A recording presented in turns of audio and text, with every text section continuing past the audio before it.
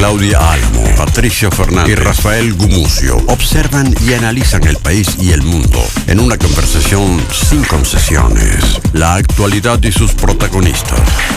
Aquí todo parte desde cero. Hola, ¿qué tal? Muy buenos días. Muy buenos días, Rafael Gumucio. ¿Cómo estás? Muy bien, ¿y tú? Bien, todo bien. Qué bueno, este lunes 21 de diciembre, las temperaturas 10 la mínima, 27 grados la máxima, día de San Pedro Canicio.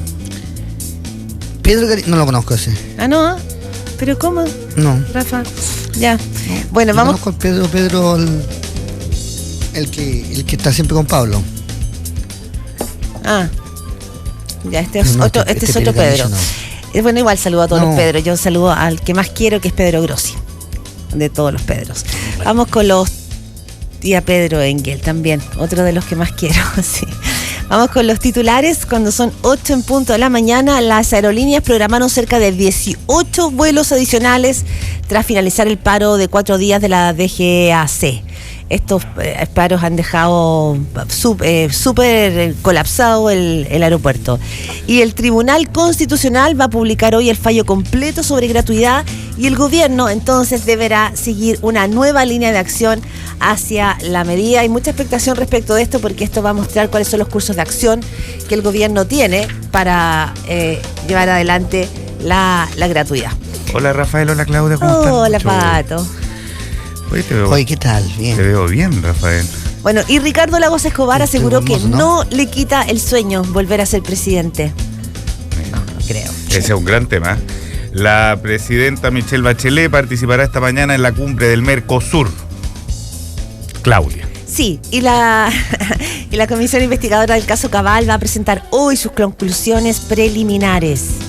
Esperan olas de hasta 3 metros en las playas del norte y en la zona central hasta Navidad. Anda sacando tu tabla, Rafael. Y la superintendenta... ¿Estáis lista? Con su calzón pileta y la tabla dispuesta. La superintendenta de pensiones va a presentar un recurso de aclaración ante la Contraloría por la fusión de Cuprum y Argentum. Esperan, eso ya la dije ya. Sí, a nivel en internacional. España el PP triunfó en los comicios, pero el estrecho triunfo los obliga a pactar para poder gobernar. Le siguió el PSOE, le siguió Ciudadanos, le siguió Podemos y le siguió Ciudadanos. Sí, y se habla aquí de un rebaraje importante, pues se rompe finalmente este duopolio que había en la política española y esto abre una fragmentación nueva en el sistema. 2 personas fueron detenidas en el centro. Investigando esto, ¿eh? Ya, de eso vamos a hablar. Perfecto. 2 personas fueron detenidas en el centro de Bruselas y están relacionadas con los atentados de París del pasado 13 de noviembre. ¿Y te gustan los repollitos de Bruselas? Rico. Tengo una relación ambigua con los repollitos de Bruselas. A veces me gustan y a veces no me gustan. ¿Qué te pasó? Tengo una relación ambigua. ¿Tuviste algo con cada uno? Hubo uno que me dejó muy mal, sí. ¿Sí? Un repollito de Bruselas. Sí.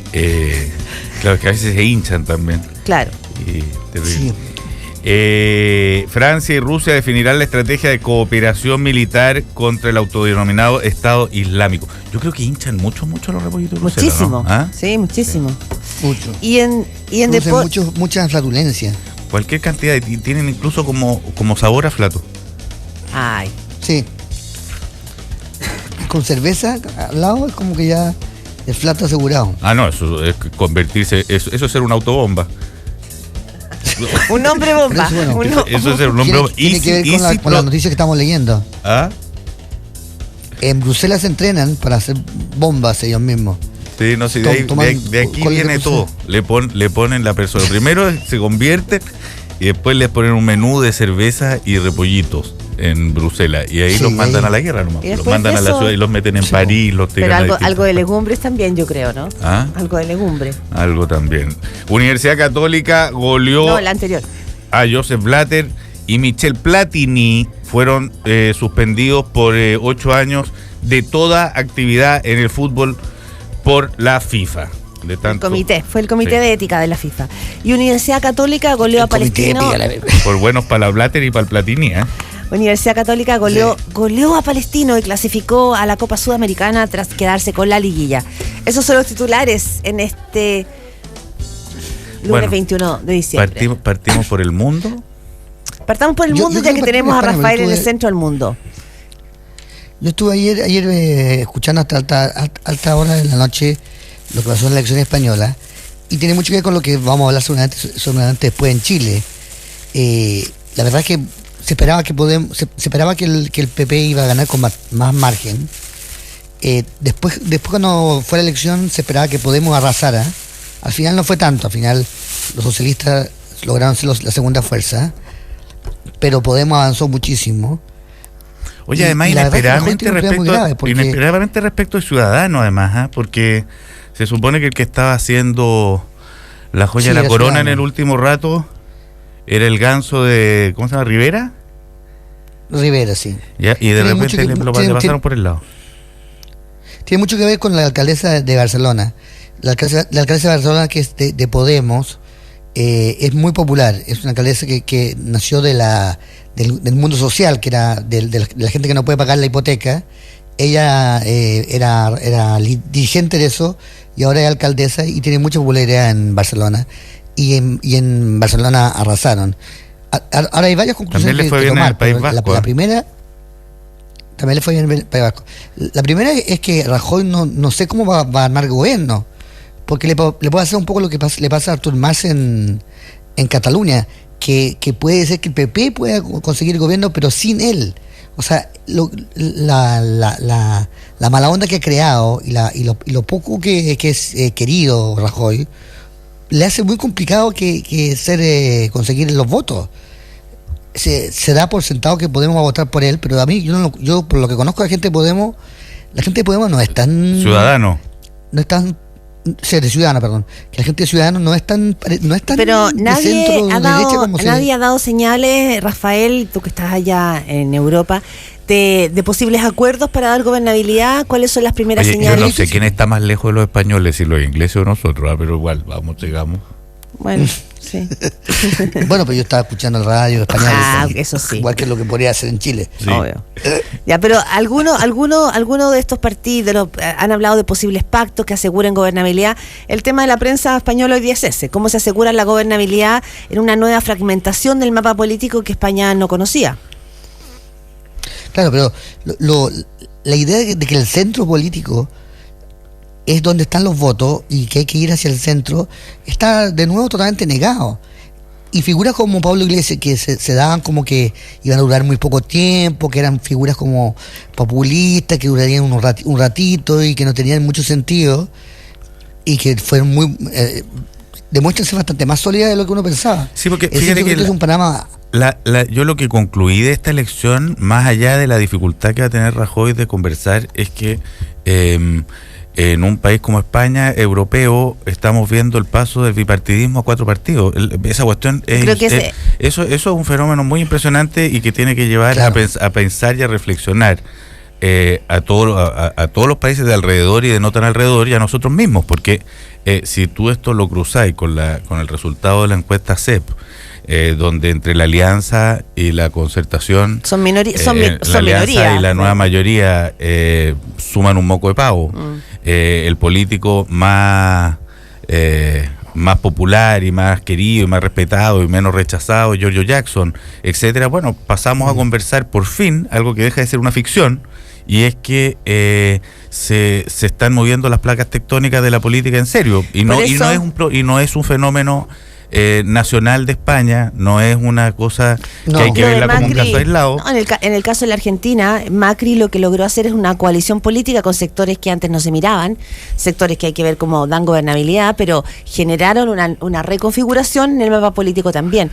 Y en el caso de Chile, yo creo que aquí ahora hay un debe de la clase política, y es como cómo le das tu espacio a la construcción de nuevos partidos políticos. Fíjate que yo me preguntaría otra cosa, ¿cómo le das tu espacio o cómo tú reconoces que la realidad política se mueve de una manera que tú antes no... Lo que está haciendo, no lo han hecho todavía, pero lo decía Pepe Auto el día viernes acá también, lo que hay es un intento de varios diputados que hasta ahora lo que están haciendo más bien es levantar las exigencias para que tú puedas tener un partido político. Claro, como para cuidar su propia... Para cuidar su parcelita. Y en la manera en que se vota... en Argentina, por ejemplo, es una cosa que tiene que haber estado diseñada exclusivamente para mantener el poder de los peronistas, que esas tarjetones, que fue lo que más me impresionó a mí al ir a ver las elecciones, la primera vuelta, es cómo es el voto argentino, que es algo que se pasa por alto, pero que es una cosa impresionante. Entonces estás obligado a votar por un partido. ¿Ah? Argentina no nos sirve como ejemplo en este caso, porque hubo el kirchnerismo que de alguna forma deforma todo. Pero en otros países, yo creo que pasa en Chile, yo creo que la vieja política o los viejos políticos no tienen ninguna conciencia de lo poco queridos que son. Pero ninguna, en Chile más que ninguna, en ninguna parte. Yo escucho a políticos como respetables y no se dan cuenta que no tienen ninguna posibilidad. Yo sabes qué es lo que me llama la atención de esto, Rafael, más allá de cuán querido o no querido son los viejos políticos y los nuevos políticos, es la velocidad a la que pasan las cosas. La velocidad, por ejemplo, a la que un nuevo político se convierte en un viejo político. La velocidad, por ejemplo, en la que un partido que era enteramente respetable y mayoritario y admirable pasa a ser minoritario y más o menos odioso. O sea, a mí me impresiona la velocidad a la que ahora las cosas se transforman, y esto tiene directa relación, por supuesto, con los cambios tecnológicos que la humanidad está viviendo. No, pero también junto con eso, perdona, Rafa, esa velocidad ciudadana no empalma con la velocidad política. Lo decía de alguna manera ayer Eugenio Tirón en una entrevista a La Tercera, que él consideraba que la clase empresarial ha sido más rápida en reaccionar y en hablar, en el caso chileno, de sus mea culpa. A la clase política le ha costado bastante más ponerse. Entonces yo tengo la sensación de que la realidad y los cambios le están pasando por el lado, están como muy ensimismados. Rafael. Yo también tengo la misma sensación, pero yo creo que hay cosas que son súper estables.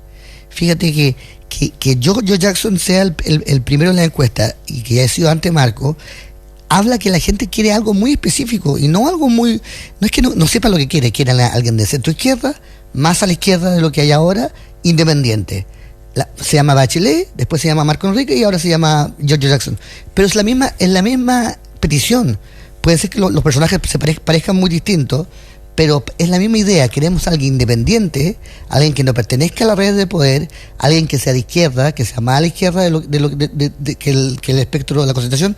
Eso que es lo que la mayor parte de los chilenos quieren. Sí. Encuesta tras encuesta. Estoy de acuerdo, pero súmale una cosita nomás, que el mismo... Yo escucho esto. Estoy de acuerdo, pero súmale algo. El mismo que les gusta, el mismo que Chile desea, que puede ser de cualquiera. No, que yo siento que es más o menos como tú dices, al día siguiente puede cargar. O sea, Michelle Bachelet pasa de tener el 60 a tener el 20, Marco Enrique pasa de ser el héroe a ser el villano total, y así sucesivamente. Entonces, hay un deseo, la sociedad chilena no se fascina, todavía no conocemos el día en que se trastorne y se fascine por Carlos Larraín, ni conocemos el día todavía que se trastorne y se fascine por Sebastián Piñera. A lo mucho le da los votos suficientes porque no admira lo otro, pero lo que llama la atención también es cómo le exige atributos a sus propios líderes, porque así como te encanta, en el momento en que te desilusiona, te carga y pasa ya a pisotearlo. Pero toda la idea de que en el fondo la gente estaba fascinado por la persona de Bachelet o por la persona de Marco Enrique y ahora por la persona de George Jackson es falsa. Pero no del todo, porque ya no está fascinado. No, pero es que la gente está fascinada por una idea muy concreta de lo que ellos quieren. Que algún momento se llama George Jackson, otro momento se llamó Marco Enrique y otro momento se llamó Bachelet. Evidentemente es una idea imposible de conseguir, que es alguien que sea parte de la política, pero que no parezca político. Alguien que conozca el poder, pero que no se manche con el poder. La Bachelet lo fue, luego se manchó, se destruyó. Marco lo fue, luego se manchó y se destruyó.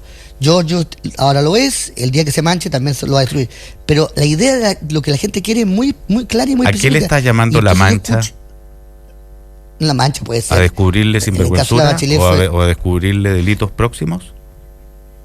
Es claro, el caso de Bachelet fue lo del hijo, el caso de Marco fue todo lo de CGUM, o sea, está clarísimo lo que a la gente le parece terrible, estar relacionado con los grupos de poder o con el poder o con el dinero, eso es lo que... Entonces, es tan claro lo que la gente quiere, es tan evidente que me resulta como muy sintomático que algunos quieran no escucharlo, digamos, y se pregunten. A mí me pasa que no sabe lo que quiere. Yo no sé si la gente no sabe lo que quiere. también es como extremarlo. Pero estamos en sociedades, como dice Pato, excesivamente líquidas, excesivamente veleidosas. Yo creo que son los líquidos. Yo creo que son súper líquido el nombre. Y si uno mira también las encuestas, los apoyos de la gente a las coaliciones, o incluso a los personajes con más que sienten que tienen mayor proyección política, ninguno alcanza un 50% de conocimiento ni de aprobación positiva. Yo no tengo para nada claro que la gente sepa lo que quiere en términos de liderazgo, porque además creo que tampoco los liderazgos todavía están como apareciendo. Hay una cosa que el Rafa tiene razón, pues los encantamientos chilenos no son precisamente con el conservadurismo. No estamos viendo hasta aquí una comunidad que está fascinada con el statu quo. Por mucho que se nos quiera convencer comunicacionalmente y políticamente de determinados sectores que la gente no quiere reforma, la gente sí quiere reforma. Si la gente no quiere las cosas como están, lo que puede querer es que se hagan bien. Ahora, lo que matizaría en el diagnóstico que está haciendo la lectura que hace el Rafa es que eso que se llama mancharse con el poder en tiempos de transparencia significa mayores exigencias de honestidad y de coherencia. Yo creo que es imposible, de hecho. ¿Qué cosa más es honestidad? El tipo de honestidad que la gente está pidiendo es imposible. O sea, no creo. Estoy hablando, por ejemplo, del caso de la Bachelet, todo el caso del hijo. Es decir, ¿qué culpa tiene ella, digamos? ¿Qué hizo? O sea, probablemente lo que hizo y es lo que sea lo terrible. Que la gente le parezca eso tan terrible hace que sea imposible hacer política en Chile. Quiero decir que el día que te pillen que un tío o que un pariente o que tú chocaste contra un perro y el perro y no lo recogiste, o que tú la caca de tu perro tú no la llevas en tu bolsa, creo que es completamente imposible el nivel de exigencia y transparencia. Yo creo que es una enfermedad, pero que es claro lo que la gente quiere. Yo creo que en el caso de Bachelet no es igual que los otros casos. Yo también creo que no es lo mismo. O sea, efectivamente hay un tema con la transparencia, y es un tema del cual los filósofos modernos están escribiendo libros sobre el tema. ¿Cuánta transparencia las sociedades están preparadas para asumir? ¿Con cuántos niveles de verdad? Eso es una discusión que es como filosófica. Pero en el caso puntual, yo creo que el problema de la presidenta Bachelet no fue solo el tema de su nuera y su hijo, sino la manera en que se manejó. Yo que sí. O sea, yo creo que también tiene que ver con la manera en que se manejó. Si tú sales, pides disculpas, si tú dices, mira, no, pucha, me enteré por la prensa, pero la gente no le creyó que se enteró por la prensa.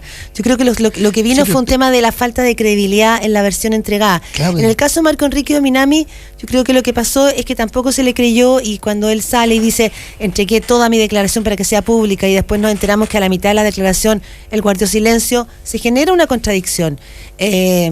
Bueno, ¿para qué hablar de la cantidad de diputados que dijeron jamás entregó una boleta, y después nos hemos encontrado con boletas que sí estaban, jamás influyó en una ley y nos hemos encontrado? O sea, yo creo que tiene que ver más bien con la manera en que la clase política ha enfrentado estos temas del financiamiento de la política, porque nos encontramos que terminan partiendo con una versión y terminan reconociendo, bueno, Jovino Novoa dijo que esto era una persecución política, y terminó reconociendo a la fiscalía que sí, que efectivamente había recibido las boletas.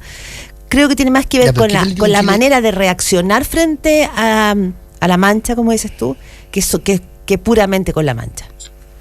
Que puramente la mancha. ¿Qué político en Chile va a encontrar de más de 40 años que no esté manchado por el dinero de la empresa? Es que hay, pues. Es que hay. De los 120 diputados, por ejemplo, de los 120 diputados, las personas hoy día, por lo menos, no solo imputadas, sino que investigadas, ¿son cuántos? No sé, pero políticos Senado, que no recibieron plata de Ponce Lerú. Que no le pidieron a Ponce Lerú. Hay varios. No, sí, pero los partidos sí le pidieron. No sé, no estoy al tanto. El Partido Socialista le pidió como partido a Ponce Lerú, la Democracia Cristiana le pidió como partido a Ponce Lerú. ¿El PPD sí? ¿Ah? ¿El PPD sí? El PPD sí. No sabía. O sea, la campaña de la Bachelet entera, ¿no?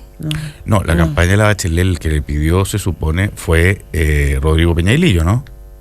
Razón por la cual perdió el Ministerio del Interior y terminó bastante crucificado y teniendo que contratar al Guatón Correa para que lo arregle. Pero él... Oye, hay otro asunto. El que arregla los problemas. Hay otro asunto que está interesante en medio de esto también, que es cómo ha salido a hablar Enrique Correa y Tironi en un mismo sentido, ¿eh? Y yo creo que hay que pensar anoche así, de qué se trata esto, porque hay distintas maneras, modos de leerlo. Uno es desde sus propias inteligencias libres, o sea, un diagnóstico al que hay que atender, digamos. Dos, es desde sus propias inteligencias serviles o bien contratadas, que en ambos casos es desde del mundo del poder. Y tres, como una concepción de la transición y de lo que fue el mundo concertacionista, que era efectivamente creer, y que a lo mejor tiene razón, no, de momento todavía para qué hacer el juicio, que la estabilidad del crecimiento y el progreso se consigue con una muy buena relación entre la empresa y la política. Yo creo que esa concepción, que puede llegar a ser en los papeles uno la puede llegar a entender y justificar, a la ciudadanía el día de hoy es como una patada entre las piernas, sí. Digamos. O sea, es como decirle si buen gobierno significa que esté de acuerdo la élite, va justamente en contra de todo lo que estamos mirando, de todo lo que estamos viendo. Claro. O sea, eso está claro que la gente lo rechaza. O sea, es lo único que se puede saber. Ese acuerdo entre grandulones. Y si encuentro un líder, ese es el problema, pero el problema crucial es este. Si la ciudadanía encuentra un líder que justamente encarne esto, que es justamente la separación entre la élite económica y la élite política y toda la élite, le dan su voto, pero el problema es que cualquiera de estos líderes, si quiere llegar a ser presidente, igual tiene que seducir a esta élite, porque si no se produce esta sensación de incertidumbre y esta campaña de la prensa en contra de la Bachelet, de lo mismo, ¿me entiendes? Y ya vendrá con Giorgio también. ¿Cómo hacer? Y eso es lo complicado para cualquier político chileno ahora. ¿Cómo hacer para seducir a la élite y para que esa élite igual te apruebe sin que a la gente le dé asco? Es que yo creo que la relación de la gente con la élite no es lo mismo, creo yo, que en la política. En la política la gente está enojada porque siente que los políticos se financiaron irregularmente y de alguna manera ahí había un sistema impuro. La gente está enojada con los empresariados porque siente que le voy a decirlo en lenguaje de su persona, que le cortan la cola en las cuentas de la luz, que compra el papel higiénico y están pagando, y los ricos están haciendo más ricos y ellos más pobres porque tienen que pagar. Es canasta familiar. Cuando ven los precios de la farmacia se dan cuenta que una farmacia popular... Entonces se sienten felices cuando se trancan. Cuando están trancados sienten que es un ahorro enorme. Bueno, en el caso de la farmacia, una farmacia popular te devela que hay medicamentos que valen 600% más. Que si tuviste una tarjeta de crédito y eso te hizo cambiar la percepción de ti mismo, porque la generación anterior no había tenido derecho al crédito, tú lo tienes, pero te das cuenta que finalmente ese crédito abusaron de ti y te están cobrando comisiones que nunca nadie te preguntó. Yo creo que el enojo que tiene la ciudadanía con el mundo empresarial es muy distinto que el que tiene con el mundo político. Son razones, uno porque sienten que fueron abusados y en el otro caso porque sienten que son unos abusivos. Y en otro caso que sí, a ver, di, Rafa. El enojo contra el mundo político es porque el mundo político no nos defiende de eso. Claro. Si el mundo político los defendiese de eso, tendrían una gran aprobación. Lo que y no los defiende de eso porque estaban arreglados los bigotes. Esa pero es la yo creo que hay una sensación cierta, no es que la gente esté loca. Pero yo creo que hay otra lectura optimista de esto también, que es que la gente está más grande. Bueno, la gente está más grande. Bueno, eso decía Tironi, que pasamos de una democracia oligárquica. Es que yo creo que eso es evidentemente también así. Cuando Chile era una sociedad agraria, estoy pensando siglo XX, hasta mediados del siglo XX o pre-reforma agraria, cuando Chile era una sociedad patronal extrema, donde el campesinado dependía desde su salud hasta su alimentación del dueño del campo, etcétera. El dueño del campo no iba a criticar a su patrón, es más, le prestaba a su señora la noche de bodas, todavía en este país en algunos rincones hasta bastante avanzado el tiempo. Entonces, como se sucedía en el feudalismo.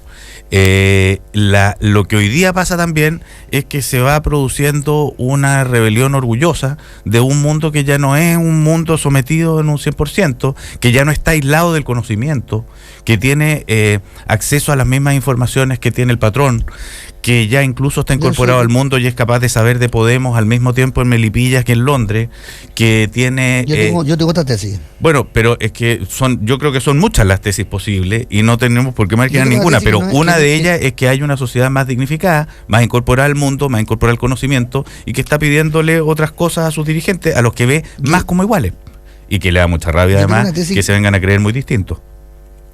Yo tengo una tesis que es menos optimista o más realista, digamos. Que yo creo que esto que dice Tironi, que dice Correa, la gente también se lo creyó. Por lo menos yo me lo creí. Yo estoy hablando de mí mismo, no de tu otro. No, mi otro yo. La gente lo creyó y lo vivió. Y dejó de creer. ¿Qué cosa? Y lo que existe ahora es... el acuerdo entre el mundo privado y el mundo político. Como garantía de gobernabilidad. Con lo político y la alianza de lo público y lo privado iba a ser benéfica y que al final la universidad es privada, la salud privada, y que en el fondo tener una ISAPRE era más choro que estar en la FONASA, de que en el fondo este mundo de lo público, de lo fiscal, de los años 70 era horrible y que el mundo más moderno, más limpio y que el banco, en vez de llamarse Banco del Estado, se tiene que llamar Banco Estado. Toda esa onda en la que yo participé, también de alguna forma escribiendo folletos y haciendo cosas para empresas de marketing y todo ese mundo yo me lo creí y lo viví y dejé de creerlo y dejé de vivirlo porque fue decepcionante, digamos, porque no resultó. Fue estimulante hasta que fue decepcionante. Y fue, claro, pero la gente no es que ahora tengan más conciencia. Yo creo que la gente participó del fraude. Es esta idea de que la gente es pura, me resulta a mí indignante. La gente participó del fraude, la gente sabía que estaba haciendo un fraude y un día decidió que este fraude no le resultaba y está decepcionado, no como un adulto que toma responsabilidad, sino como un adolescente que le dice a los papás: ¿sabes qué? En el fondo te vi tirar el otro día y vi lo miserable que eres, papá, y ¿sabes qué? Eres una caca, papá, y ¿sabes lo que quiero? Hacerte la vida imposible. No como un adulto que dice: ¿sabes qué?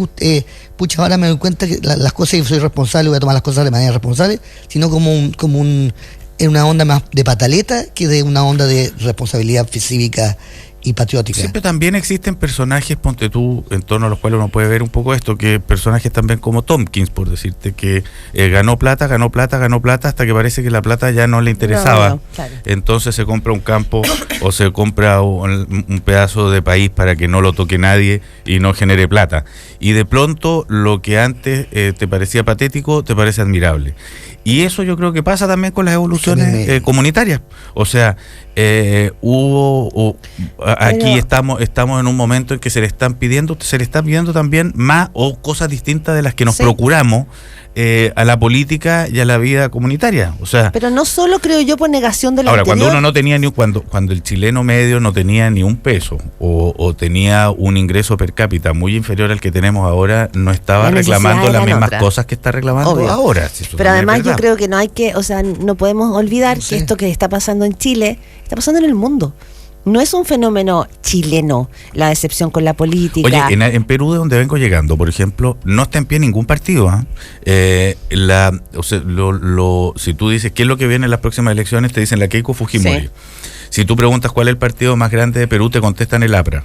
Si tú ves cómo está el candidato del APRA posicionado en las elecciones, está en cuarto o quinto lugar, que es Alan García Eguén, que es algo...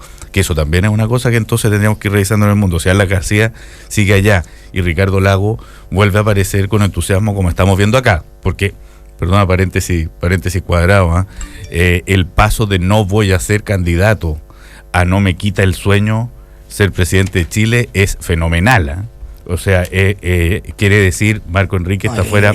El salto consiste en lo siguiente. Perdona, Rafael, que hable como tú, me avergüenzo de haberlo dicho hace algún rato. Salido Marco Enrique del pastel, Ricardo Lago se va a soltar las trenzas. O sea, desde el momento en que Marco empieza a verse fuera, el estorbo Marco Enrique se ve automarginado de la batalla por sus propios errores. Ricardo Lago va a ir pasando de no voy a ser candidato no tengo la edad y no tengo la edad a no me quita el sueño. O hablemoslo en su momento. Bueno, ya, si alguien quiere, podría pensarlo y hasta llegar a la declaración. Pero ahí, perdona, Rafael, hay dos cosas de este fin de semana que me llaman la atención. Uno, la necesidad del mundo político de que si se cae uno, rápidamente poner otro. de llenar ese vacío. Primero, como la manera en que el mundo político dio por cerrada la opción de Marco Enrique Dominami. La dieron por enterrada. Yo sé que bajó 9 puntos, bueno, y que esa... Por el momento no veo cómo... O sea, no... ¿Cómo puede remontar? Me parece que... O sea, no, yo creo que puede, pero todavía... Pero no, yo creo que no es el momento de ver el remontaje. No, evidentemente no. Pero otra cosa... No lo ves como un salmón de momento. Y lo otro que me parece que es súper relevante es... Sería buena la imagen del salmón para la campaña de Marco, ¿ah? Y lo otro que salmón para Chile y ponerlo... Perdona, lo otro que me parece relevante es que yo creo que la nueva mayoría o ese mundo exconcertación tuvo una experiencia con Michelle Bachelet. Y la experiencia fue que mientras ella estuvo en Nueva York y nunca dijo sí, puedo ser, quizá, mientras mantuvo esa ambigüedad, no pudo crecer otro liderazgo presidencial. Porque bajo la ambigüedad de liderazgos como el de Bachelet o como del propio Lagos, va a ser muy difícil que aparezca alguien y que se posicione. Pero entonces, en la ambigüedad de Lagos, de que sí puedo ser o no, va a generar, o sea... Pero ¿qué tiene que ver el liderazgo de Michelle Bachelet con el de Lagos? No, pero escúchame lo que estoy diciendo. No estoy hablando de que se parezcan. No. Es demasiado evidente que son liderazgos distintos. Digo que en la ambigüedad, Lagos hoy día en la ambigüedad de podría ser candidato, no podría ser candidato, en esa crisis existencial que, como nos dicen en privado muchos dirigentes políticos, que están en una crisis existencial de si sí o si no, en esa crisis él tiene que tomar una opción. Si va a ser candidato o no para que aparezca otra figura. No digo que sean, evidentemente, que Bachelet con Lagos son súper distintos. Sí, pero las figuras no aparecen en 2 años, no aparecen en 1 año. Eso le dice bastante la experiencia política. Lo que no entiendo es que la gente parece no haber entendido quién fue Bachelet, quién fue Marco y quién es yo hoy. Y eso es todo lo contrario de Ricardo Lagos. O sea, Ricardo Lagos representa exactamente lo contrario de lo que encuesta tras encuesta se queda claro que la gente quiere. Entonces, a mí me parece un gran presidente y una persona de un liderazgo infinitamente, una capacidad intelectual superior a todos los políticos que hay ahora. Pero no es el momento de Ricardo Lagos. Creo que es un suicidio para la centroizquierda buscar Ricardo Lagos. Simplemente eso. Yo no estoy seguro, Rafa, porque yo no estoy seguro porque estando totalmente de acuerdo con tu línea, digamos, argumental, yo creo que para remitirnos a la lectura y al análisis más tradicional que se ha hecho de Michelle Bachelet y de Ricardo Lagos, el paso de la madre permisiva al padre ordenador y autoritario, cuando el permiso y lo maternal tienen en una cierta sensación de desorden. La casa no es tan raro que se vuelva a pedir al padre. Ahora, yo creo, espérate, para terminar la cuestión, terminar una cosa, yo creo que la sociedad chilena no está pidiendo Lagos a gritos, y eso dicen también las encuestas, y no creo que vaya a pedir a nadie a gritos. A nadie está pidiendo a gritos. Entonces, la cuestión además es que Lagos es un candidato, o puede ser un candidato muy competitivo, si no directamente ganador, en el entendido que va a votar muy poca gente, un padrón envejecido, sin voto obligatorio, pero tenemos un sistema electoral y donde nuevo, casi nadie quiere ir a votar. Entonces, ante esas cuestiones y ante la falta todavía de representación del mundo no político tradicional de voto, al no estar representado puede ser que tengamos en juego las próximas elecciones una competencia, como quien dice, no sé, pues en un asilo anciano, o sea, un momento en el que no participan todos. ¿Ah? Chicos, como un bingo, esos son 8:33. Como un bingo que era lo que antes se usaba para recolectar plata para las campañas. Los primeros gobiernos de la transición recolectaban plata con bingo. Son 8:33 de la mañana. Les cuento que salió como cada día lunes la encuesta CADEM, una encuesta muy dura para Marco Enrique Dominami. Su confianza cayó 17 puntos. O sea, la confianza de la gente en Marco Enrique cayó de un 43% a un 26%. Esto después de su declaración en la Fiscalía por el caso Soquimich. Por ejemplo, dice la encuesta CADEM, entre quienes conocen el caso Soquimich, que es un 84%, hay un 14% que le cree a Marco y un 80% que no le cree cuando Marco dice que no recibió dinero por parte de la empresa para el financiamiento de su campaña presidencial. Y un 80% considera insuficientes las explicaciones que dio el fundador del PRO sobre este tema. Eso es lo que dice la CADEM de hoy día. Así que yo creo que esto puede ser que termine no sé en qué, a lo mejor termina reamistando a Marco de alguna manera con un antiguo enemigo, ¿no? ¿Qué crees tú, Rafael? No sé, no estoy... Ahora, esto también es un dato interesante, ¿eh? Porque se dice de Sebastián Piñera de que él es todos estos escándalos no lo tocan. Teflón. Teflón. Es que es de teflón. Y se decía lo mismo de Marco. Yo no creo en esta teoría del teflón. Yo tampoco. Yo creo que sí. Si Sebastián Piñera tiene que ir a fiscalía, cosa que ojalá sea luego, supongo yo, espero. Cosa que debe estar pensando mucho él y su sector, pero fue casi proclamado en el lanzamiento de Chile Vamos de este fin de semana. La idea de que como nadie espera nada de Piñera, da lo mismo los casos que salgan y las platas que salgan, creo que es falso. Se decía lo mismo de Marco, se decía que daba lo mismo porque en el fondo la gente nada esperaba de él, pero no es verdad. Yo creo que cualquiera frente a estos casos le resulta lo mismo. Oye, mira, son 8:35 de la mañana. Vamos a... Oye, mira lo que leo, una investigación profunda y acabada que concluye que tener sexo con los amigos fortalece la amistad. Ah, sí, lo escuché, sí. Fortalece la amistad. Lo mandé a varias personas, pero no me convenció mucho. Quería hacer el estudio también, Quería un poco como perfeccionar un poco el estudio, ayudar un poco a la universidad. Y nosotros últimamente hemos estado distanciados. ¿Tú crees que puede pasar por aquí? ¿Puede pasar por aquí la cosa o no? Yo estoy aquí tienes cama en Londres. Son 8:35 de la mañana. Llegó el momento de sorprender a los que quieres. Con tus tarjetas de crédito Corbanca, compra en 12 cuotas sin interés. Infórmate en corbanca.cl. Algunos van más lejos, desafiando sus límites, su propio equilibrio, y con ello consiguen lo inalcanzable. Si eso es lo que te mueve, necesitas el partner perfecto. All New Mazda 2 desafía lo convencional. Infórmate y descúbrelo en mazda.cl/drive to be. 8:36, vamos y volvemos acá en Desde Cero. En Radio Cero, desde cero. Cualquiera puede tomar una foto, pero si no vas por ella, si no te ensucias las manos, si no te rompes las rodillas y no te arriesgas para capturar ese momento único, este auto no es para ti. All New Mazda 2. Desafía lo convencional. Infórmate y descúbrelo en mazda.cl/drive to be. Mazda. Respalda y garantiza Derco. En Radio Cero son las 8:37 minutos. Ay, cómo no te vi antes y siempre estuviste ahí. Lo mejor que me podía pasar. Ahora todo va a ser distinto. Imagino todo lo que vamos a hacer. Navidad, fin de año, vacaciones. Será inolvidable.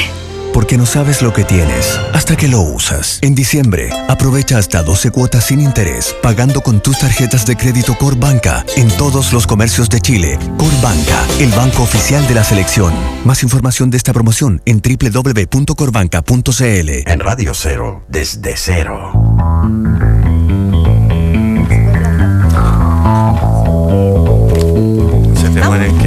Estamos con él. 8:37 de la mañana, tenemos a Rafael Gumucio. Ponte los audífonos, tenemos a un invitado estelar, sí. Además que vamos a hablar de Constitución porque tenemos acá a un observador. Tenemos a don Fernando H. aquí. Un observador observado por un observador observado y etcétera. Fernando Atria. ¿Qué le parece a usted, primero que nada, partamos en esta idea del proceso, en este proceso constituyente que se ha lanzado, este grupo de observadores? Hay mucha gente que lo ha criticado, dicen que de alguna manera... No hay nadie que no lo haya descuartizado, yo todavía no he encontrado a nadie que lo... No, hay gente que quizás no con tanta vehemencia, pero lo ha defendido como un proceso... ¿Quién, por ejemplo? No tengo el nombre en este momento, pero claro, lo que pasa es que es mucho más potente decir que Carlos Peña lo trituró y que la mayoría considera que no es representativo y que no se sabe para qué sirven y qué atribuciones tiene. Señor Atria. Hay un tipo en San Diego con Avenida Mata, ¿ya? Que lo defiende. Sí. ¿Qué dices tú, Fernando? Uno que conoce un tío tuyo. Buenos días. Sí, fíjate, tiene un kiosco. La verdad es que uno se pregunta qué es lo que se supone que este grupo va a hacer, porque sin saber cuál es la función que este grupo va a tener, es bien difícil opinar sobre si es un grupo adecuado de personas o no, etcétera, ¿no? Originalmente, lo que se anunció es que iban a observar, algo que por otro lado es insinuado por el nombre que tiene. Y observar en el sentido... ¿Cómo se llama esto exactamente? Bueno, no sé, grupo de observadores y observar, entendía yo, que en el sentido de dar garantías públicas de que el proceso de educación cívica primero y de participación ciudadana después iba a ser un proceso que no estuviera manipulado, ¿no? Que no fuera propaganda, etcétera. Yo entendía que ese era el sentido de este grupo. ¿Entendías? ¿Hablas en pasado? Sí, bueno, no sé, yo a esta altura no sé. Porque después yo escuché al presidente de este grupo diciendo que lo que este grupo iba a hacer un informe que iban a hacer las bases constitucionales con lo que saliera de los cabildos. Y yo creo que un grupo que existe para redactar un informe sobre la base de actividades como los cabildos, es un grupo que tiene una función completamente distinta que un grupo que existe para observar un proceso y dar fe que ese proceso no es manipulativo. Pero observar un proceso, ¿desde dónde? ¿Y qué proceso? Si los procesos no se generan solo.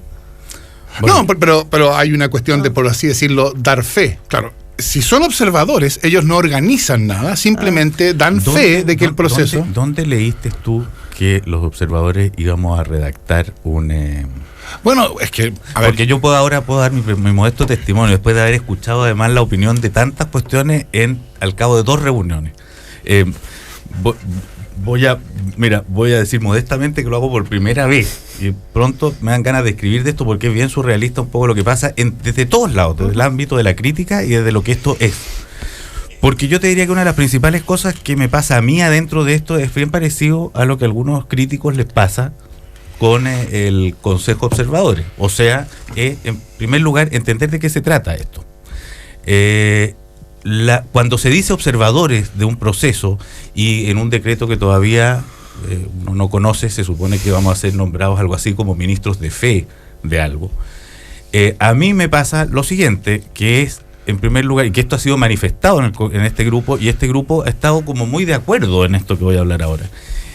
Bueno, si es que nosotros vamos a ser ministros de fe de algo, tenemos que entender muy bien ese algo. Tenemos que saber muy bien de qué se trata ese proceso. En primer lugar, lo que habría que aclarar con esto es que es un proceso que dura hasta octubre del próximo año, que no tiene por objetivo nada parecido, ni próximo, ni cercano a la redacción de una constitución, sino que sencillamente en algo, y aquí voy a mezclar cosas que van siendo en los hechos con como yo voy leyendo esto, con algo que yo lo consideraría algo así como el periodo sociológico de la factura de la Constitución, o algo que viene a dialogar con ese momento de asamblea constituyente, pero no de asamblea constituyente, sino que de recaudación de la opinión de la gente. No va a haber redacción de ni una letra por este grupo de lo que va a ser la Constitución, sino que va a ser dar fe de más o menos cómo se recauda la opinión de la gente. Si tú me preguntas a mí cuánta fe yo tengo, cuánto creo en la recaudación o la recopilación de la opinión de la gente, es muy poca, porque me merecen muchas dudas que quiero verlas aclaradas en el proceso, y supongo que en eso consiste la razón de ser de algunos al interior de ese grupo, por lo menos la reconozco así de mi parte, que cómo tú conviertes los cabildos, por ejemplo, en conclusiones constituyentes. ¿Qué se le pregunta a la gente para después convertir eso en una concepción de constitución?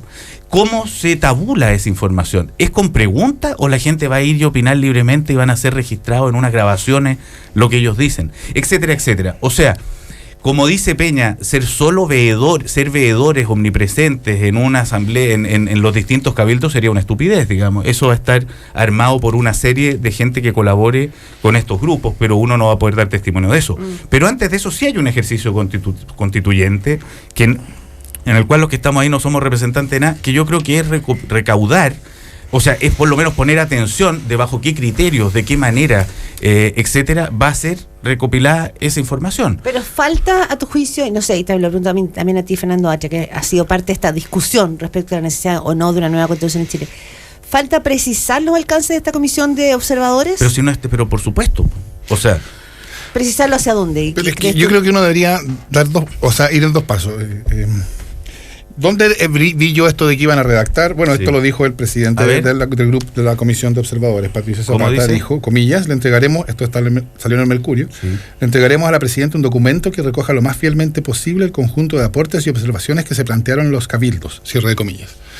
Ahora, después en alguna revista, en la revista Que Pasa o algo así, sale diciendo, no, si yo no quise decir eso. Entonces yo lo primero que diría es, ¿por qué no nos ponemos todos de acuerdo en que digamos las cosas como son? O sea, si van a redactar, que digan que redacten, si no van a redactar. Entonces yo creo que se equivocó en la expresión, ¿eh? Pero sí, está bien. Yo creo que pensaría. Me parece mucho más interesante todavía esto que tú acabas de decir. No, o sea, por supuesto, claro, es mucho más, da mucho más poder. Y no solo eso. Pero no es eso, no, el tipo de rol que van a tener los miembros individuales es completamente distinto si son miembros que observan que si son miembros que escriben. Es difícil que si se escribe, los miembros que son, por así decirlo, expertos, no tengan una voz más relevante. Es que no va a haber eso. No, yo no he escuchado nunca. Yo creo que hay una cuestión bueno, sería bueno que supiéramos exactamente qué es lo que va a hacer. Ahora, en cuanto a la pregunta por cuál es el sentido de todo esto, y esto lo que tú llamabas el momento sociológico, el proceso anunciado por la presidenta, yo creo que tiene uno debería mirarlo con cuidado, ¿no? Porque este es un proceso que se somete a las neutralizaciones constitucionales. Es decir, va a ir después a un proyecto de ley de reforma constitucional que si no recibe 2/3 de los votos va a morir ahí. Correcto. Es decir, tiene que ser un proceso aprobado que no sea vetado por la minoría de 1/3. Correcto. Y entonces, eso diría yo es lo que en este proceso constituyente constituye el riesgo de que sea neutralizado como todos los anteriores, que pase lo mismo que el 2005. ¿Cuál es la razón para pensar que a pesar de que hay ese riesgo, no es la crónica de un fracaso anunciado? Sí. Yo diría precisamente que antes de ese momento institucional en que puede aparecer la neutralización, hay un momento de participación ciudadana. Sí.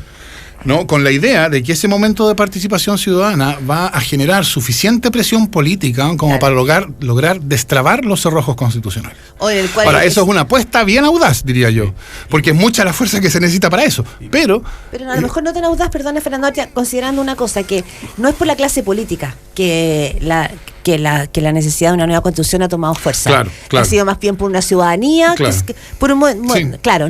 la misma fuerza que en el 2011 con la educación.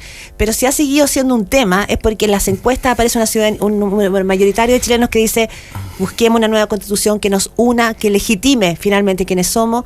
No es solo porque se le ocurrió a un dirigente político. Y la derecha en ese sentido ha quedado bien minoritaria, en un rincón bien apartadita. Es poderosa. Pero la gente quiere nueva constitución o quiere asamblea constituyente. Fíjate que yo he llegado a la conclusión de que la gente prefiere asamblea constituyente que nueva constitución. O sea que si le entregaran la nueva constitución perfecta, ¿cómo llegaste a esa constitución? Arreglada, hecha, sin asamblea, yo creo que la gente no estaría de acuerdo. Es que yo creo que las dos cosas son lo mismo. Porque si uno tuviera una constitución arreglada, hecha, perfecta, ¿cómo se va a hacer? Se va a hacer en alguna cocina. Y cuando se haga en alguna cocina, lo que va a aparecer ahí van a ser todas las neutralizaciones que hicieron que la del 2005 nunca fuera. Yo he percibido. Estamos con Fernando Batria, aquí en Desde Cero. Yo he percibido que. Imaginemos que se hace la constitución que uno desease. O sea, en el caso mío, una de una página, porque yo creo en las constituciones cortas. Pero si se hiciese una constitución perfecta, te aseguro que si no es hecha por asamblea o por una cosa participativa, no tenía. Bueno, yo te voy a contestar una cosa, Rafa, por ejemplo, porque la constitución es corta, que es una idea que a mí también me encanta, la encuentro bien distante, por ejemplo, de la idea de una constitución muy participativa en una comunidad como la actual. Por eso digo, porque cómo tú vas a hacer creíble que están sintetizados todo lo que la gente dijo en una página, que sería, no sé, para algunos, para mí, entre ellos, el sueño de una bonita constitución, ponte tú, que uno la leyera y se emocionara, que a mí me parecería una cosa bastante significativa que un constitucionalista pueda encontrarlo a estas alturas del partido una payasada. Pero yo lo que he visto, la sensación que tengo es que, no la sensación, esto ya entre que indagado y como testigo, digamos, es que en la concepción de esta constitución hay dos mundos que aquí dialogan o se encuentran. Hay un mundo de constitucionalistas que aspira con algo que podría llamarle una buena constitución, que creen en una buena constitución, o sea que hay constituciones mejores que otras y que lo que aquí habría que procurar es sencillamente una buena constitución. ¿Quiénes son los mejores para hacer eso? En la concepción más o menos que rondaría eso un grupo de expertos, naturalmente. Hay otro mundo, que son los que yo creo que han estado diseñando esta parte de este proceso, que están convencidos de que no es tan importante las constituciones buenas o malas en sí, como las constituciones que generan una legitimidad, que consiguen una legitimidad social. O sea, que andarían un poco en la lógica que está diciendo el Rafa, que aquí lo que no importa no es la Constitución, sino que es la Asamblea Constituyente, que son los que creen que las constituciones son ocasiones de encuentro, y que si una constitución nacida en democracia se siente la población representada por ella, esto es un bingo, o sea, éxito, ganamos, fue bien. En la disputa de estos dos mundos, yo veo que está más o menos el difícil ensamblaje de cómo se está constituyendo este proceso constituyente. O sea, en este momento se está buscando, y aquí estoy haciendo un poco de analista testigo, digamos, porque no es esto lo que se habla en el grupo de observadores. En el grupo de observadores lo que no se habla es lo que tú dijiste que dijo Pato Zapata. Eso no se ha hablado nunca. O sea, de que el grupo de observadores vaya a escribir eso está claro que está claro que no es nuestro tema. Nunca jamás, digamos, eso para aclararlo, nunca jamás se ha dicho, se ha hablado ahí de redactar, de ser nosotros los sintetizadores de ese sentir o de ese sentir o comentar ciudadano. No, eso no ha aparecido. Eso se supone que somos nosotros testigos de que sea un proceso limpio el que se le entrega a la presidenta, para que ella, con ese corpus, que a mí me merece todavía creo que el camino de aquí hasta ese corpus es mucho más exigente, largo y necesariamente crítico de parte nuestra que lo que se está pensando, porque este grupo no es un grupo de gobierno, este grupo no es una comisión que trabaja para el gobierno. Bueno, es que estamos con Fernando Batria. Y lo primero que decidió este grupo es dejar de trabajar en la moneda. Fue la primera cuestión como para decir, aquí se independiza de los órganos gubernamentales, y quien recibe ese corpus, y con ese corpus sepa Dios qué hace, es más bien el gobierno. Bueno, a ver, yo creo que hay varias cosas que decir aquí. Primero, lo que decía Rafael, yo creo que es el mismo punto que tú hacías en cuanto a esto, la constitución de los constitucionalistas y la constitución que uno tendría entonces llamar del pueblo. Sí, más o menos. Yo creo que en la discusión actual la cuestión se ha escuchado mucho, se ha empezado a escuchar esta cosa de que hemos discutido mucho sobre el mecanismo y ahora tenemos que discutir sobre los contenidos. Yo creo que eso es un error. Porque hoy día no es verdad la discusión, que se ha discutido tanto sobre el mecanismo, dices tú. Y porque hoy día discutir sobre el mecanismo es la manera de discutir sobre el contenido. Dime tú cuál va a ser el mecanismo, yo te diré cuál va a ser el contenido que salga. No en detalle, sino en lo importante. Si pasa lo que pasó el 2005. ¿Por qué el 2005 no solucionó el problema constitucional? Porque se sometió a los mecanismos neutralizados de la Constitución.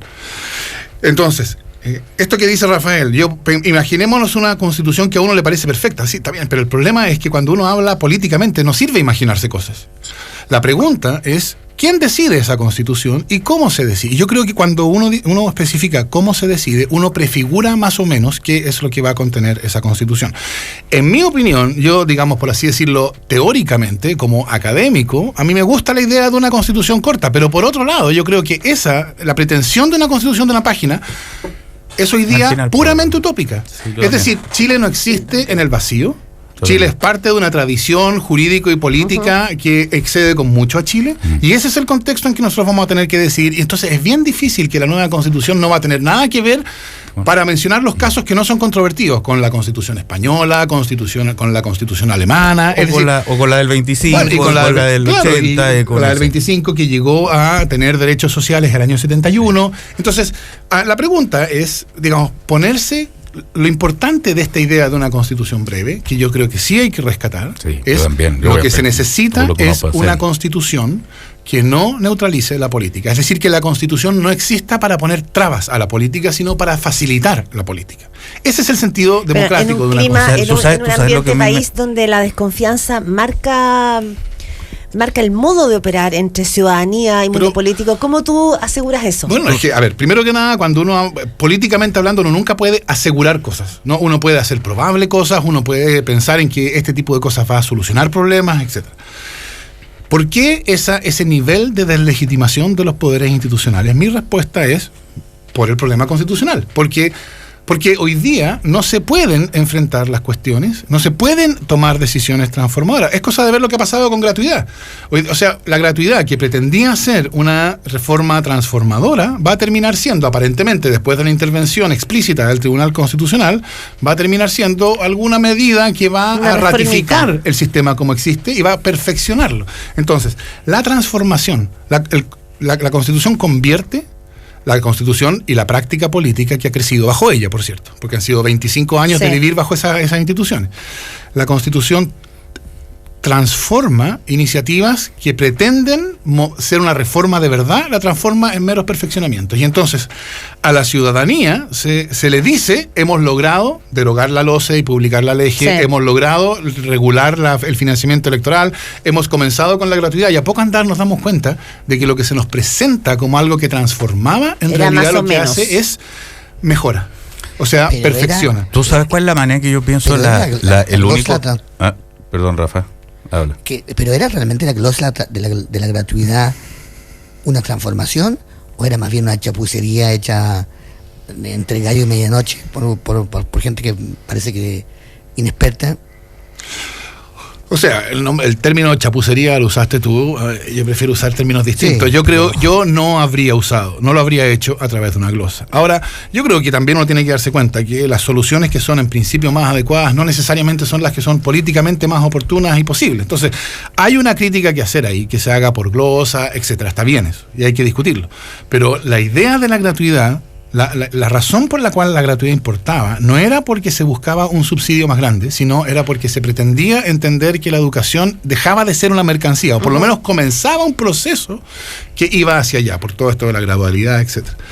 Pero ahora, en que resulta que el Estado no puede, tiene el deber de mantener el mercado, porque no puede distinguir entre universidades públicas y universidades privadas de mercado, en ese contexto, la gratuidad va a terminar siendo, supongo yo, algún tipo de subsidio que va a regir para todos por igual, y entonces va a ser algún tipo de alivio para quienes tienen que pagar, pero lo va a hacer a través de una forma que ratifica la lógica del mercado. Y ahí el Tribunal Constitucional, a propósito, porque creo que también es parte de la discusión, el rol del Tribunal Constitucional, porque el tema de la gratuidad quedó stand-by o fuera del margen, porque la derecha interpuso un recurso. Se dice que la reforma laboral puede suceder lo mismo. O sea, el Tribunal Constitucional... No se dice, ellos lo dicen. Puede terminar porque jugando lo dijo el diputado Bellolio, no importa que perdamos aquí, porque vamos al Tribunal Constitucional y ahí estamos 6-4. Entonces finalmente esta minoría que tiene la derecha en el Congreso termina siendo igual, teniendo herramientas para obstruir ciertas cosas que quisiera la mayoría. ¿Hay algo así en el rol del Tribunal Constitucional? O sea, hay un momento de política por secretaría que está controlado, como dijo Bellolio, 6-4 por la derecha. Entonces, claro, cuando pierden abajo, van arriba. O sea, no importa que sean minoría, que la nueva mayoría tenga mayoría en el Congreso, finalmente. O sea, lo representativo políticamente no termina siendo políticamente un camino. O sea, yo no diría, no importa que la tenga, pero el hecho es que da lo mismo cuando la cuestión es importante. Las cuestiones las decide el Tribunal Constitucional. Es cosa de ver, si aquí no estoy diciendo nada nuevo. Cuando fue el administrador provisional, la derecha lo llevó al Tribunal Constitucional, y el administrador provisional salió aprobado 5-5 con el voto dirimente de Carmona. Cuando fue la ley de inclusión, la derecha la llevó al Tribunal Constitucional y salió aprobado 5-5 con el voto dirimente de Carmona. Cuando fue el asunto del sistema binominal, ahí está bien, ahí salió aprobado por 7-3 porque era de un riflerismo ese requerimiento increíble. Después cambió la composición del Tribunal Constitucional, salió un ministro que era del Partido Socialista y entró un ministro que tiene vinculaciones o que tiene afinidad con la derecha, y entonces ahora lo que antes era 5-5 era 6-4. ¿Y cuánto fue la parte importante de la decisión del Tribunal Constitucional sobre gratuidad? 6-4. Entonces, funciona como bancada. Esto no tiene que ver con funciona como bancada. Funciona como bancada. Y yo creo que el error en esto fue, si uno se pone muy pragmático, este error comenzó cuando el gobierno no supo reemplazar al anterior socialista, ¿cómo se llamaba? Creo que era Francisco Fernández, que no supo concentrar sus fuerzas para reemplazarlo por uno de sus filas, y terminó saliendo este señor... no me acuerdo el nombre. Bueno, yo como profesor de Derecho me veo obligado a decir, no era una decisión del gobierno, eso es una decisión de la Corte Suprema, y la Corte Suprema es un tribunal autónomo, que es independiente. Eso dice el profesor, pero dado como sabemos que funciona el Tribunal Constitucional, bueno. O sea, lo que yo creo que importa es que no podemos, o sea, yo creo que ya ha sido suficiente autoengaño. el tribunal, cuando importa, no en todos los casos, pero cuando importa, funciona como una cámara y es una bancada. Totalmente. Y son bancadas. Entonces, pensar que las opiniones del diputado Letelier, cuando lo nombran al tribunal, mágicamente cambian y entonces él deja de pensar como diputado de la UDI y pasa a pensar como jurista experto, claro, es completamente ingenuo. Oye, estamos con Fernando Atria aquí de Me quedé con un comentario cuando hablábamos de la Constitución corta y etcétera. Yo creo que hay un camino para que sea lo más corta posible, y es que genere un acuerdo lo más amplio posible. O sea, mientras más amplio sea el acuerdo de la Constitución, son más las cosas que quedan fuera, por razón de lógica evidente, digamos. Mientras más quieres que sean los que están adentro del acuerdo, menos matices o menos pequeñeces discutibles son las que tendrías que dejar al interior. Yo quiero creer que hay algo de eso que se puede conseguir. Es que hay una cuestión súper interesante, no sé si tenemos suficiente tiempo, pero como al justo. Fíjate tú los dos escenarios siguientes. Sí. Uno es una reforma constitucional que se aprueba con los procedimientos que hoy día existen, que son 3/5 o 2/3 en su caso, y que tiene otra característica que nunca sale en la discusión, que es lo que define a un proceso de reforma constitucional, y es, si no se satisfacen las condiciones que la Constitución exige para la reforma, los 3/5 o los 2/3, queda lo que hay. Sí. En ese caso, ¿qué es lo que es anticipable que va a pasar? Lo que yo pensaría es que lo que defienden la Constitución actual, la defienden porque en realidad lo que defienden son las ventajas que ella les da, ¿no? Sí. O sea, porque piensan políticamente. Y entonces, para poder mantener las ventajas que ella les da, que la Constitución le da, si yo estuviera ahí, en ese intento, lo que yo trataría de hacer es decirle, mire, a todo lo que no afecte las ventajas que a mí me da la Constitución, sí. Entonces, si usted quiere que la Constitución diga que Chile es un Estado social y democrático de derecho, ya, a mí no me gustaría, pero ya, que lo diga. Si quiere que diga que Chile es un Estado plurinacional, que lo diga, pero no me cambie las reglas que contienen las trampas. Entonces, eso lleva a una especie de crecimiento de la Constitución. Ahora, porque es un proceso de reforma constitucional. Sí. Es que lo que tú dices yo creo que es central. Ahora, pensemos una situación alternativa en que la decisión sigue siendo por 2/3, pongámonos en ese caso, pero ya no es una decisión de reforma constitucional en que si no se hay 2/3, sigue lo que hay. Pensemos en, esto lo dijo alguna vez Ricardo Lagos, ¿no? Pensemos en una decisión constitucional que parte sin referencia a la Constitución vigente. Por lo tanto, si no nos ponemos de acuerdo en 2/3, no hay regla. Sí. En ese contexto, lo que tú dices se obtiene. Sí. Porque claro, en ese caso, ahí lo de los 2/3 ya no sería el veto de una minoría. Ahora sería el contrario.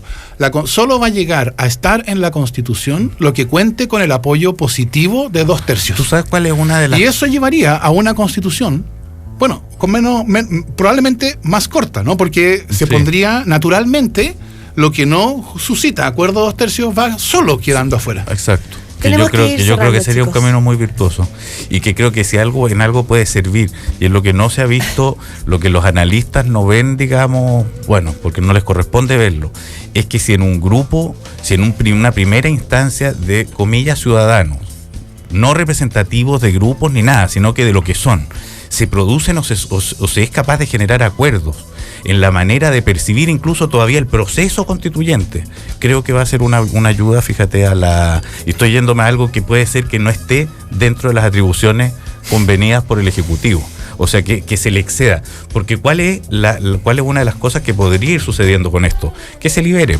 justamente, y que sea capaz de generar en el fondo un ambiente para eso que son las trabas, etcétera, o sea, para esa realidad legal que tenemos, constitucional que tenemos, algo que la supere, o sea, que la supere en el sentido de generar confianza en un proceso que después el mundo político no pueda sino verse más bien invitado a ratificar. Si eso no se consigue ahí, ya todo se va en Fernando Atria, tenemos que ir cerrando. Bueno, yo creo que esa cuestión es bien importante. Eso sería que este proceso sociológico, como tú lo llamaste, tuviera éxito. Sí. Que yo creo que es difícil, pero no es imposible. Yo también. Ahora, lo que yo sí creo que es verdad, creo que es un reto muy está implícito en lo que tú decías, es que todo este debate constituyente parece extraordinariamente divisivo, ¿no? Como que estamos totalmente divididos yo creo que eso es en buena parte, porque hoy día la discusión procede por referencia a las reglas vigentes de la Constitución actual. Y en esas reglas son reglas que son tramposas. Entonces hay unos que están defendiendo la trampa y la trampa nunca se puede defender. Ahí siempre hay que estar produciendo argumentos. Bueno, espérame, es que yo creo que si uno hiciera una discusión que fuera sin referencia a las reglas actuales, Es decir, discutamos cómo debería ser la Constitución, pero no cómo reformar lo que hay, sino cómo hacer una nueva enteramente. Bueno, esa discusión sería mucho menos divisiva. Déjame decirte, justamente para allá va mi ligero optimismo después de 2 encuentros. O sea, estoy hablando de manera muy primaria. Es que noto que el ánimo de acuerdo es muy, muy, muy superior al de desacuerdo. O sea, que ante la buena fe del encuentro en una mesa de un grupo de algo más de una docena de personas, de 15, 17 personas creo que somos ahora, es mucho más, lo voy a decir de una manera muy frívola, la buena onda prima muy por sobre la defensa de las particularidades en el grupo. O sea, desde el momento en que se genera confianza, hay algo que avanza. Hasta el momento, bien, vamos viendo ahora cuando la población se manifieste respecto de cosas que no le gusten a alguno de los miembros. Claro. Son las 9:04. Fernando Arya, muchas gracias por estar acá. Oye, un dato más de la encuesta Academ, que la comentamos en el primer bloque, pero que me llama mucho la atención, porque dijimos que la encuesta Academ traía algunas novedades. Por ejemplo, que Marco Enrique Sominami cae 17 puntos en su candidatura presidencial. Hay un número importante que en el fondo no le cree a Marco Enrique.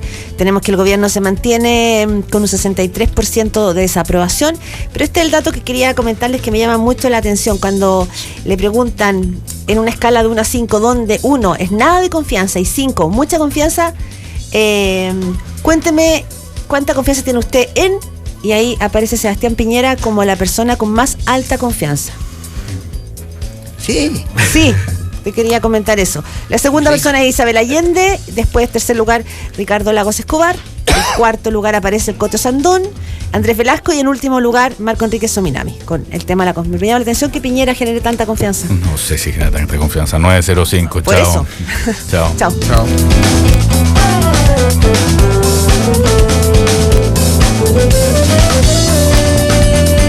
Desde Cero fue presentado por Corbanca, un banco que se mueve contigo. All New Mazda 2. Desafía lo convencional. En Cero son las 9:06. Hijo, lo pensé bien y para Navidad regáleme cualquier cosita nomás, ¿ya? Juan está en un aprieto con su regalo de Navidad. Cualquier cosita es un regalo y solo lo tiene móvil.